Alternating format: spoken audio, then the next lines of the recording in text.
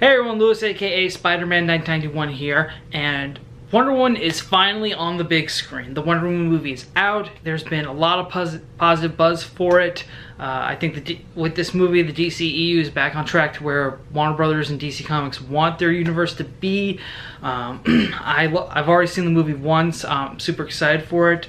I am going to do a review of it, but I'm going to wait until after I see it a second time. Just so I'm not fogged up with nostalgia glasses and such. Anyways, this video is pretty much, I made this video just because if you can't wait for the next Wonder Woman movie to come out, I got some comics that I can recommend that'll probably keep you held over until then. First thing I'm going to recommend is something for people who are pretty casual when it comes to comic book reading, that would rather just have a one-off story rather than something that ties into a bunch of continuity and such, and that is part of DC's Earth 1 line, Wonder Woman Earth 1.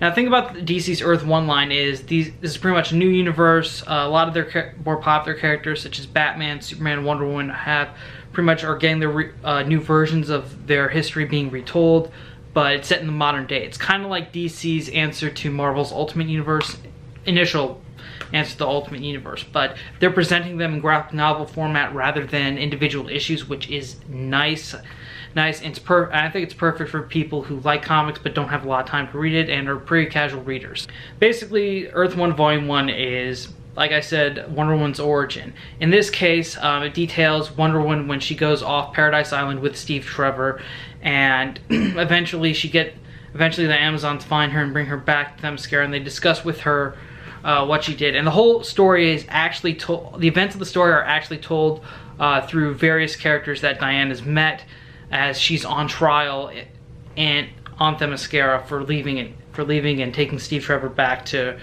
the US. It's written by Grant Morrison, and let me just say that Grant Morrison is a really good writer when it comes to updating sort of classic stuff, because you can read this, and if you know anything about Wonder Woman the Golden Age, you can clearly tell that Morrison definitely used the original Golden Age Wonder Woman to help tell this story.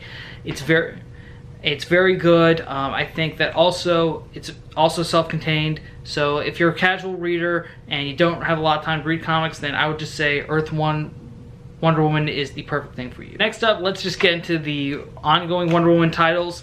For one thing, the next thing I'm going to recommend is actually the first Wonder Woman run that I ever read, and it is the New 52 run with Brian Azzarello and Cliff Chiang. Now, DC's New 52 was definitely an event that had mixed reception. It was pretty much redoing all of DC's continuity, and I think no character got more of a continuity change in the DC reboot in the New 52 than Wonder Woman, because basically in the first issue we learned that Wonder Woman's original origin, that she was made from clay by Hippolyta, then brought to life by the gods, was false, and that turns out she's actually the daughter of Zeus and a demigod and an Amazon, which was definitely a big creative change. And once Wonder Woman finds this out, she's suddenly thrust into the whole family drama that is the Greek gods on Mount Olympus. and this run is actually very, very well written. It is very much rooted in Greek mythology. There is also, Cliff Chiang does a good job with designing each of the Olympians. That's another reason why I love this run, because most of the time whenever I see Greek gods in comics, they're usually just like a bunch of different people wearing like togas and stuff, but Cliff Chiang, the way he designed the gods, he made each of them unique, and they just look amazing. Plus, Wonder Woman having to fight a bunch of gods of Olympus when she finds out that she wasn't the last sire of Zeus, and it turns out there's another woman pregnant with Zeus' child that she ends up protecting for the initial part of the run, and she also has to deal with the firstborn son of Zeus and Hera, who was predicted to bring about the end of Mount Olympus. Also, this is the run where Wonder Woman becomes God of War, so that's why you should definitely check this out. Start with Volume 1, which is known as Wonder Woman Blood. It is a great jumping on point as well. It's something for people that really want to know more about Wonder Woman, and I think that this is a really good place to start. Okay, now for the most recent selection and final thing on this list, Wonder Woman Rebirth. Remember how earlier I said that Brian Azzarello and Cliff Chiang opened up the New 52 Wonder Woman with the big revelation that she was Zeus's daughter? Well, in the first story arc in the Wonder Woman title immediately after Rebirth, Greg Rucka by the end of the first story arc, Greg Rucka presented an amazing revelation about Diana in all the past times she's visited Themyscira, and I really do not want to get that much more into it. The first story arc is known as The Truth.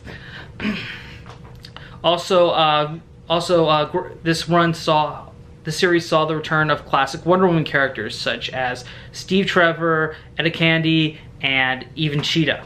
And they also did a good job rewriting Cheetah's history, showing that before she became Cheetah, Dr. Barbara Ann Minerva was actually really involved with Wonder Woman when she initially arrived in man's world. And when I say the return of Steve Trevor, I mean that even though we saw him a bunch in the New 52 in the Justice League title as an agent of Argus, we actually get him more. The series brings him back into more of being a character in Wonder Woman's cast rather than just the general DCU. Also, the second arc that Greg Rucka wrote is called Year One, which was sort of an updated origin of for Diana, how she left Themyscira and her first experience in man's world. Also, the cool thing that I loved about this title in particular was how it took advantage of DC Rebirth's twice-a-month schedule, where they had the odd numbers publish a story in the present, and they had the even numbers publish a story set in the past. I thought that was really brilliant and a good way to give people the feel of having two Wonder Woman titles each month. At the time I'm recording this, though, Greg Rucka's run is about to end. But fortunately, though, the first two arcs are collected in trade paperbacks, which you can find anywhere. This is the first one, The Truth. Fortunately, they are separate, so you can read the present day story in one collection and the past one in another collection. So you should definitely check those out as well. Okay, so that's it for my Wonder Woman comic book recommendations. There are a lot of other good Wonder Woman comics out there. The run by George Perez, which a lot of fans have enjoyed. I have not read that yet, and I've not read that yet. I'm still waiting for it to sort of be in one cohesive collection so I can read it all at once. That's why it's not on this list. I'm pretty sure if you check a bunch of other sites, they'll give you some other good recommendations. So check those out. I should have I'm seeing the Wonder Woman movie a second time tonight. So after that, I'm gonna start working on my movie review, and hopefully that'll be up shortly after I post this video. Thank you again for watching. Remember to stay subscribed and notified. Check out my other videos. I'm Spider-Man 1991 saying, see you later.